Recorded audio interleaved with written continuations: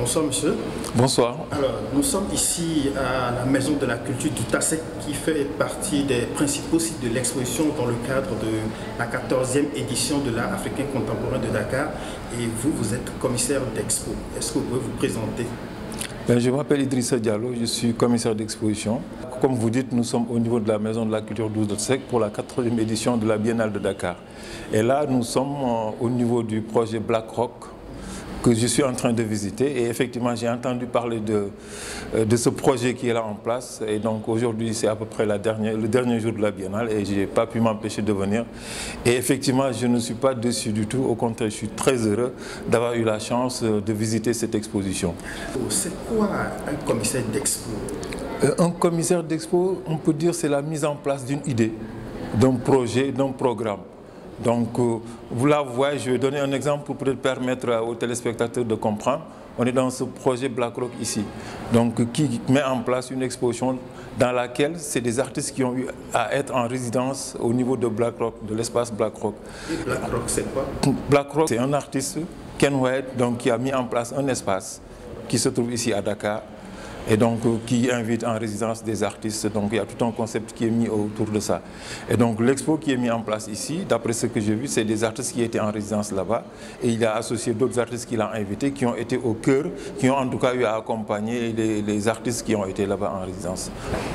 Donc le commissaire d'expo, souvent je disais tantôt, il m'arrive des fois de taquiner des gens avec qui j'échange autour de ça. C'est comme si quelqu'un qui devait préparer un plat et le plat qu'il prépare, c'est lui qui choisit les ingrédients. Donc pour mettre en place ce plat-là, maintenant quelqu'un d'autre pourrait effectivement préparer le même plat avec peut-être d'autres ingrédients. Mais toujours est-il que quand on parle de commissaire d'expo, c'est un choix déjà. Et quand on parle d'art, c'est un choix. Parce que l'artiste dans sa création, c'est un choix de succession de décisions. Et donc le commissaire aussi, lui, il met en place un choix par rapport aux artistes, par rapport à la mise en espace de tout ça, par rapport à un message qu'il veut faire véhiculer, soit une histoire qu'il veut raconter de manière chronologique ou autrement. Alors, est-ce que ça veut dire que quand il y a une exposition, c'est le commissaire qui approche les artistes et il trie les œuvres à exposer? Absolument, parce que là, on est à la 14e Biennale de Dakar. Donc la 14e Biennale de Dakar, pour une fois, en fait, le directeur artistique, je veux dire là, on ne parle pas de commissaire, c'est le directeur artistique de la Biennale qui s'avère être le docteur Malik Ndiaye, qui est le conservateur du musée Théodore Monod, donc qui a pris un intitulé qui n'est peut-être pas français, qui n'est mais Indafa. Donc vous voyez, on essaie de traduire en disant forger, donc voilà, je pense que fusion, forger, tout ça, ça tourne autour de ça. Donc c'est lui, par rapport à une idée, par rapport à un projet qu'il met en place. Et donc, par rapport à son idée, il fait un choix d'artistes qui vont accompagner ce projet-là, même si par ailleurs on est en biennale, donc c'est une sélection qui va se faire via un comité. Donc le commissaire ou le directeur artistique, son projet, il le met en place, il fait un choix d'artistes par rapport à leur travail qui sont aptes à accompagner le projet qu'il a mis en place. Et ça, c'est une première étape. L'autre étape, c'est la scénographie. Et tout ça, comment arriver à mettre ça en espace, en situation, pour que celui qui vient visiter l'exposition puisse arriver à comprendre quel a été le message que ce commissaire-là ou ce directeur artistique-là a essayé de véhiculer. Parce que commissariat d'expo, direction artistique, c'est toujours un message, d'où, quand vous rentrez dans une exposition, souvent il y a un texte du commissaire qui essaye d'expliquer cette idée qui se cache derrière cette exposition qu'il a mis en place avec ces artistes qu'il a choisis. Donc ça veut dire que probablement il y a de très bons artistes avec de belles créations, mais par rapport à la thématique, ils ne rentrent pas dans le cadre. Absolument, voilà, parce que le commissaire, c'est une idée. C'est un message qu'il veut faire véhiculer.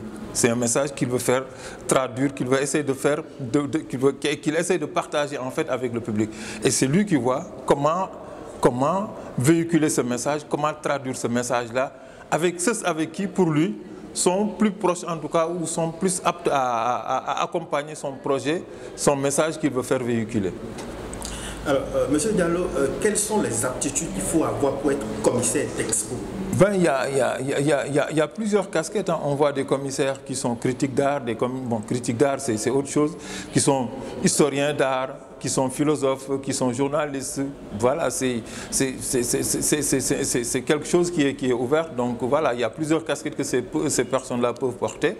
Il y a des galeristes, il y a pas des médiateurs culturels, il y a pas mal de personnes en fait qui peuvent, des économistes qui peuvent, parce qu'en fait, ça ne se limite pas seulement à ce côté artistique-là. Donc aujourd'hui, quand on regarde l'art, donc on parle beaucoup de l'art conceptuel, on parle beaucoup de l'art contemporain, donc forcément, ça implique d'autres corps de métier qui ne sont pas forcément réservés à l'art. Parce qu'en fait, l'artiste, donc le commissaire, il peut parler d'économie. Même s'il n'est pas économiste, il peut parler d'économie via des artistes, en tout cas des formes d'expression artistique qu'il est censé utiliser. Et de plus en plus, on voit dans une exposition d'art visuel, c'est une articulation qui est peut-être véhiculée autour de plusieurs formes d'expression.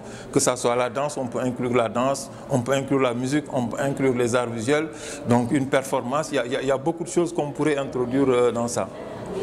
Tout de même, il faut peut-être avoir une sensibilité à l'art, avoir des aptitudes d'analyse. Mais forcément, ça c'est la première étape, c'est des recherches, donc, ces analyses, ces aptitudes, donc voilà, qui passent de galeriste à commissaire ou de galeriste à directeur artistique. Donc tout à fait. Toute chose a une base donc, sur laquelle on part pour aller là où on veut aller. Je pense que ça c'est important, c'est fondamental pour ne pas le dire. Alors, on a parfois tendance à penser que les Africains sont moins sensibles à l'art.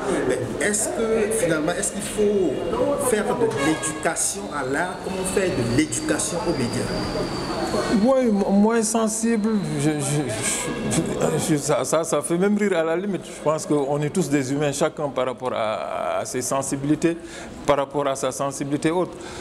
Qu'on soit africain ou européen ou autre, moi à chaque fois j'ai l'habitude de le dire parce qu'il m'est arrivé d'être dans un espace qui s'appelle le Village des Arts où je rencontre des visiteurs qui viennent, qui regardent le travail d'un tel, qui apprécient et qui renvoient ce travail-là à un artiste européen. Souvent j'échange avec lui, je dis, bon écoutez, vous me parlez, si on essaie d'analyser cette œuvre-là, mettez l'accent sur la lumière, donc après voilà. Tout ça, je peux expliquer parce que cet artiste-là, c'est un proche, je le vois travailler. Donc la lumière, forcément, ça fait partie de son environnement parce que c'est quelqu'un qui a connu les lampes tempêtes, c'est quelqu'un qui a connu les bougies, la bougie, et c'est quelqu'un qui a connu aussi les tablettes à l'école coranique où on allumait le feu de bois. Donc ces personnages qui sont sur ces tableaux, c'est son environnement immédiat. Je peux dire, là, cette femme-là, c'est sa femme, celui-là, c'est son gamin. C'est son environnement immédiat, donc il n'a pas besoin de chercher loin. Le reste après, il a fait l'école des Beaux-Arts, il a fait l'Académie royale des Beaux-Arts à Bruxelles. Il est africain, ce n'est pas quelque chose qu'on réclame être africain. Je le suis, je n'ai pas besoin de le dire. C'est par rapport à sa culture, par rapport à sa sensibilité, comme vous dites tout à l'heure. Et le reste, c'est quoi? C'est une maîtrise technique et un savoir-faire, rien de plus. Mais forcément, des fois, il faut qu'on essaie de donner le bon discours, en tout cas d'expliquer à ces gens-là, qu'on soit africain, qu'on soit européen, l'art est universel. Chacun y va par rapport à ses sensibilités, par rapport à ses possibilités, par rapport à sa technique, par rapport à sa compréhension, par rapport à ce qu'il veut échanger, ce qu'il veut partager avec le public. Est-ce que c'est nécessaire de parler de l'art aux jeunes écoliers, aux élèves? Parce que je crois savoir que ce n'est pas le cas aujourd'hui. Absolument, parce que l'éducation, que ça soit en toute chose, l'éducation c'est à bas âge que ça se fait, ça c'est important. Donc il m'est arrivé en étant responsable d'une galerie, d'un espace, de faire des visites pédagogiques, je les appelais visites pédagogiques, où je recevais pas mal d'écoles, que ce soit ici du lycée français, Jean Mermoz, de pas mal d'établissements qui venaient souvent visiter. On faisait des visites pédagogiques, des enfants qui venaient, qui passaient presque 2 heures de temps avec nous. Donc voilà, et à chacun, des fois, on demandait à travers la galerie, demandait à un garçon, à une jeune fille, d'aller essayer de reproduire un tableau qui se trouve, de choisir de n'importe quel tableau, le tableau qu'il voulait et qu'il essayait de reproduire. Donc, et c'était vraiment amusant par rapport aux résultats qu'on pouvait trouver. Et je pense que l'éducation, déjà, ça commence à cet âge-là, au-delà d'essayer de faire, après d'éduquer, pour au moins qu'ils puissent comprendre c'est quoi ça. Je pense qu'aujourd'hui, c'est vrai, à chaque fois, on dit qu'il faut qu'on essaye de faire de sorte que les Sénégalais s'approprient de leur biennale. Mais je pense que cette appropriation-là doit pouvoir passer par cette éducation dont on est en train de parler. Je pense que si les gens sont éduqués à cet âge-là, donc on n'a plus besoin d'essayer de les convaincre pour qu'ils aillent visiter des expositions, que ça soit en biennale ou pas biennale, parce que l'art, ça continue. Moi, je fais partie d'un collectif qui s'appelle Parcours, qui regroupe tout ce qu'il y a comme espace d'art existant dans Dakar, qu'il y ait biennale ou pas biennale, donc nous, on est dans notre quotidien. Chacun essaye, chaque année, de mettre en place des programmes dans l'année. Donc la conclusion, c'est en fin d'année où on met un programme commun qui va regrouper tous ces espaces d'art. Cette biennale, elle avait été reportée du fait de la Covid-19. Est-ce qu'elle a quelque chose de particulier cette année 2022? Oui, bon, la première chose qui saute à l'œil, c'est cet engouement. Je pense qu'en termes de biennale, il y a beaucoup d'expositions, surtout dans le cadre du programme OFF. Il y a vraiment beaucoup d'expositions. Aujourd'hui, c'est vrai que je me suis fait violence pour venir visiter cette exposition-là, parce que j'ai entendu beaucoup parler de cette exposition-là en bien. Donc, il y a beaucoup d'expositions.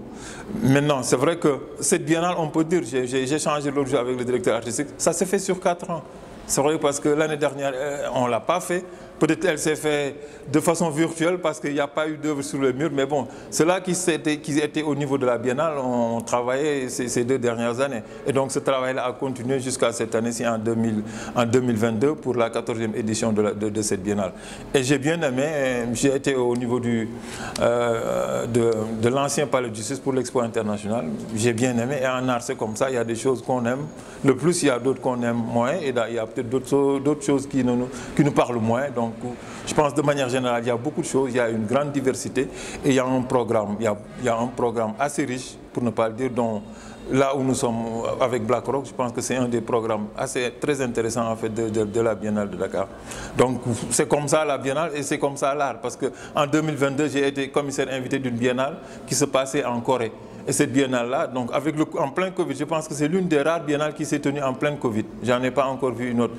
Par contre, ils parlaient de non-sculpture, c'était une biennale de sculpture, donc où il n'y a aucun artiste qui a fait le voyage pour aller sur place. Donc on a fait des notices, c'est-à-dire chaque artiste par rapport à ce qu'il voulait faire. Donc il a couché sur papier avec des photos, des images et autres, et on a laissé les Coréens réaliser ça. Et ça c'est bien fait, je pense que et ça a été l'idée du directeur artistique, donc d'arriver à faire cette biennale, mais autrement parce que le Covid empêchait les gens de pouvoir voyager. Et ça aujourd'hui, sans voyage, à travers le net, il y a tout un travail qui a réussi à être fait et cette biennale-là s'est tenue et elle s'est bien passée. Idrissa Diallo, merci beaucoup. C'est moi qui vous remercie.